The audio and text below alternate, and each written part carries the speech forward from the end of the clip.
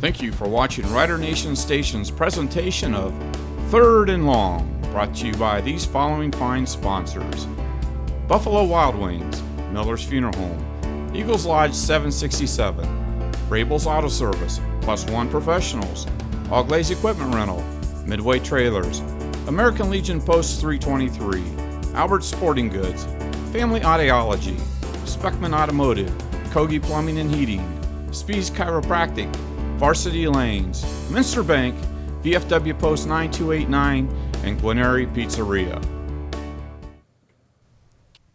Hello, everyone, and welcome to Third and Long, the show on Rider Nation Station where we have former Rough Rider coaches come and give us a retrospective of our opponent each week. This week, of course, is Shawnee. I'm joined here today by the coaches again. And Denny, I wanted to talk to you first maybe. What are your overall impressions about Shawnee over the years? Well, Shawnee has gone from the very top of the mountain to the bottom of the valley. In the 60s, there was a period where they won the WBL 4 out of 5 years. And in fact, they got so good that they thought we weren't very good competition in the Western Buckeye League. And so they dropped out and joined another league. And they were out of the league for about 15 years, and then they came back. But in the meantime, something really bad happened. They ran out of money at Shawnee, and so they couldn't pass an operating levy. And they kept trying to pass a levy, and the voters turned it down. So they said, all right, look, if we don't pass an operating levy, we're going to cut programs, starting with football. And we're going to cut them to the bare bones. And that didn't scare anybody. They didn't pass the levy. And so they cut the program. They went to pay to play. They eliminated the freshman program. They eliminated the reserve program. They eliminated the equipment budget. They just really cut it to the bare. And the program went immediately down the tube. And they, long time before they were even competitive, really. I think there was about a 15-year period where they only had 2 winning seasons. A lot of years only won 1 game or none. And they're still struggling. I think they paid 50 years of debt for that decision. When Dick West went there, and we'll talk about Dick, of course, he brought them back to somewhat respectability after a long, arduous trip. And I guess that's about where they are now, respectability. They still aren't the dominating power that they were 50 years ago. Coach Duncan, your impressions? I'm right on the same page with Denny. Back when they were really, really good is when Bob Pretty, who became our defensive coordinator, and brought their wide tackle 6 defense with him, and that's what we used all those years. But at that time, they had outstanding young coaches. They had Jim Young, who left there and went to be an assistant at Miami, and then went with Bo to Michigan. And then Jim became the head coach at West Point, was the head coach at Purdue, and it was the head coach at Arizona. The guy that took over after Jim left was a guy named Larry Smith. And Larry Smith had the same progress. He had some great years at Shawnee, went to Miami, went to Michigan with Bo, and then he went to Tulane, was the head coach at Southern California, and then was the head coach at Missouri. And so there were some outstanding young coaches that they had in Shawnee, and those two things coupled together, like Denny said, they were the top of the heap at that point in time. And then they got a little bit, various feelings of how big they are and how important they were, and left the WBL, which was a mistake, a big mistake on their part. And they're still trying to put the pieces back together at this time. Well, that brings up my next question. You started to talk about coaches there. When I played, Dick West was still the coach at Shawnee, And I knew that he had been at St. Mary's as a coach, but I don't think I know the full timeline, and I'm sure a lot of people out there are wondering who we're talking about. So I know that Dick West had a close relationship with a lot of the St. Mary's coaches, and maybe you could give sort of a timeline of his career with St. Mary's and Shawnee. Well, Dick's a big, tough Polish kid from Milwaukee, Wisconsin, and came to Ohio to play football at Xavier, which he did. And then he came to St. Mary's as a coach, and I think he coached here 9 years. It didn't seem like that, but I think it was 9 years. He went from there to Ohio Northern as a defensive secondary coach, and then he went from there to Heidelberg as the head coach, and he was at Heidelberg a long time. And then he got tired of the recruiting and decided to come back into high school coaching. Also, there's a pension consideration. So he came back in. He applied for the St. Mary's job, actually, and didn't get it. Doug Fry got the St. Mary's job, and so Dick took the Shawnee job. And he was there for a long time, too. And he really worked his head off at Shawnee with some results. I think he did bring him back from the cellar. And from then he retired and went to Yuma, Arizona, where his son and daughter lived. And then I think he's still coaching at some level. He just can't give it up. But he's bounced around the country for sure. I know that Dick is coaching in Arizona, and I think at the freshman level he coached his grandson, because at one of the home games we sat with a couple of his sisters-in-law, and they were sending pictures back and forth and had a picture of Dick still actively coaching. Now, I know that was last year. I don't know about this year. Like Denny said, Dick was a big, strong linebacker. And one time we went to a clinic, and Dick and Coach Long and Coach Ferrall sabotaged our room by stealing all our pillows. And so, it's time that Skip says we're going to bed, and all of a sudden we have no pillows. And he says, he looked at me and he said, "Dunk, go in their room and get our pillows." Well, that was like a death sentence, So I go in there, and of course, Ferrall and Denny are there waiting for me at the door, just blasting me with pillows, and Dick's standing back there like Superman, guarding our 3 pillows. So I go back there, and very calmly he stuffs them under my arms, and so I'm like this with our pillows. Well, now I got to get out the door. Then all 3 of them are just wailing on me like crazy, and I finally staggered out of there and was successful in gaining our pillows. So there was never a dull moment with Dick. He was just a great guy. That was all Ferrall. I was back at the room going over my notes from the clinic, highlighting it with the yellow marker. I don't know where Dunk got that I was there. Well, that's the thing about Greg Ferrall wasn't able to join us this week, so we have to just take Coach Denny Long's word for it. So a lot of fun times, though, it sounds like, between the coaches. Thinking about over the years with Shawnee, Coach Bo Fry talked about this week that they always seem to be a little bit better at home. Just curious, and Shawnee has recently renovated their stadium. They have turf there this year. But any specific games at Shawnee, or while we're talking about it, home games against Shawnee that stick out with you for many years? There was a game up at Shawnee when Dick was coaching there. And of course, Dick was a tough guy. He's the only one who didn't have cheerleaders for wrestling because girls shouldn't be there and so on.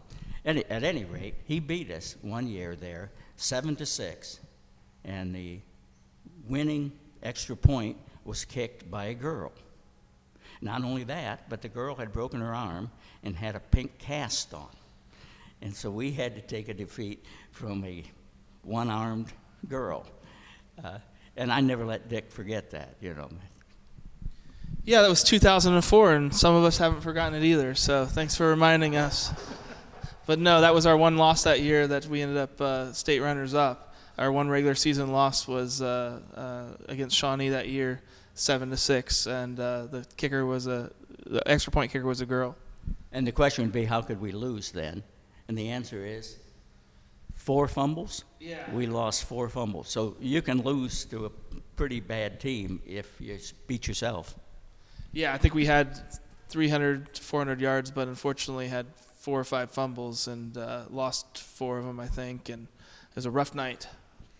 Well, I think we beat Shawnee here on a similar play as the Wapak Van Wert game 2 weeks ago. Is that they had it in the bag, and but they decided to punt, and I think the Yale man blocked the punt and ran it in for a touchdown. We beat him, and I don't know exactly what year that was, but it was the same scenario. And so, yeah, that was a kind of an exciting game.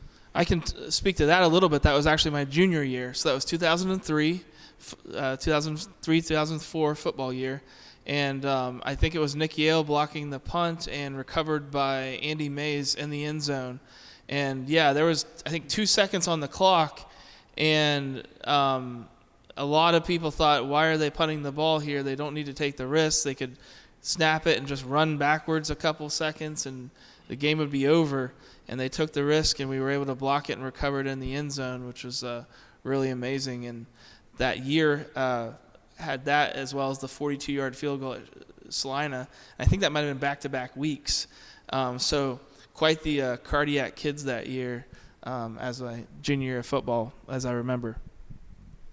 I was sitting on the opponent's side, as I usually do, and after that blocked punt thing, I turned to Harvey and a couple of the other guys that were sitting there with me, and I said, hey, let's just quietly slip out of here, because they were irate. And I said, don't let them know we're from St. Mary's. And for crying out loud, don't let them know we know Dick West. Since Coach Freewall's not here, I will tell a story that he would tell you. It's about a JV game. And Coach Freewall and I always shared the JV games every other Monday. And so we go up to Shawnee and we get there and okay, how many, we got guards and centers, and so we don't have a quarterback. Minor problem, right? And so one of the guards had been a quarterback the year before, but now he's a guard, but he's got his hand all boogered up and all bandaged up. And I said, but can you take a snap? He said, well, if it's real easy. Well, we can't have a real easy, slow snap. So he decided, so we tried it, and we found about a compromise as to where he could take the snap and blah, blah, blah. The game goes on, and we win. I don't know how. We won. And so it's a beautiful, beautiful fall evening. We won. The kids are all excited. And Wally looks at me and he said, what do you think, a joyride? And I said, by all means. And so we followed the railroad track home. We would go out and turn to the right, and then we'd go out and turn to the left, and then we'd go turn to the right. We saw there's still Indians out there somewhere. I know. And so when we first left, there were about 12 cars of parents behind us. And then after we did our right, left, then there's about 6. And we did right, left, then there's 2, and then all of a sudden there are none. And so we're wandering out there just having a great time. The kids are screaming, yelling, and singing songs and stuff. And all of a sudden we realized that probably the parents want their kids to get home. And he said, well, do you think the parents are mad at us? And I said, oh, I don't think they're mad. They're kind of wondering where in the hallelujah we are. And so we decided right at the stoplight out where the cafeteria used to be, stopped the bus, got real quiet, and we said, hey, now you got to sing the fight song as loud as you can. And so we came through the gate. Those kids were screaming and hollering, and that kind of satisfied the parents that their sons were having a great time. A lot of fun times there, I'm sure. Curious if you recall any specific Shawnee players that stick out to you through the years? Moved on anywhere else? Anything like that? Well, if Coach Pretty was, I probably should. He would say Bob Pretty, and he was, and he had a whole host of teammates. There was a reason they were very good. I mean, and I can't recall their names, unfortunately, but a whole host of really, really good football players. Another one that came to St. Mary's and coached a little bit and taught for a while is Craig Van Pelt, was a quarterback, and so there was a reason that they won besides good coaching. But specific names, no, I don't recall. Well, I just thought maybe we'll just end this conversation about Shawnee and talk a little bit about just your thoughts on St. Mary's this year and moving on what you think that they need to do against Shawnee in the rest of the year, just for the 2022 St. Mary's team. Well, I think our offense is coming along. That was probably our best offensive game last week. And we had 42 points. We had almost 500 yards. I don't think we had a fumble.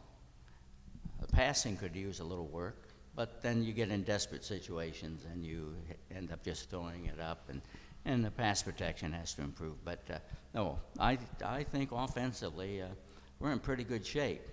And I'll turn the defense over to Dunk. Yeah. I'm with Denny. Offensively, I think we're fine. Defensively, we need some work, but sometimes good receivers and good quarterbacks can make you look pretty sad. I mean, and so maybe I think that's part of the situation also, because we can watch on Saturday the best college teams and on Sunday the pros, and people get beat in the flats and curls over the middle and stuff all the time. And so that's a work in progress, but that's you make a mistake and it costs you 6. So offensively, I think we're fine. Defensively, obviously, we need some work. Jerry Cooper, Shawnee's coach, has been in and around for a long, long time, and so he knows us. But I think I think our kids are going to step up. I think they're mad and embarrassed, and I think we'll give Shawnee fits. Well, I want to thank Coaches Denny Long and Roger Duncan for being here with us for another 3rd and Long this week as the St. Mary's Rough Riders travel to Shawnee. This Friday night, Rider Nation Station will have the whole game for you. Coaches, thank you for being here, and we'll see everybody next week for another edition of 3rd and Long. Thank you for watching Rider Nation Station's presentation of 3rd and Long, brought to you by these following fine sponsors: Buffalo Wild Wings, Miller's Funeral Home, Eagles Lodge 767, Rabel's Auto Service, Plus One Professionals, All Glaze Equipment Rental, Midway Trailers, American Legion Post 323, Albert Sporting Goods, Family Audiology, Speckman Automotive, Kogi Plumbing and Heating, Spees Chiropractic, Varsity Lanes, Minster Bank, VFW Post 9289, and Gwinneri Pizzeria. Thanks for watching another episode of Rider Nation Station. Help us help you by subscribing on YouTube or following us on Facebook.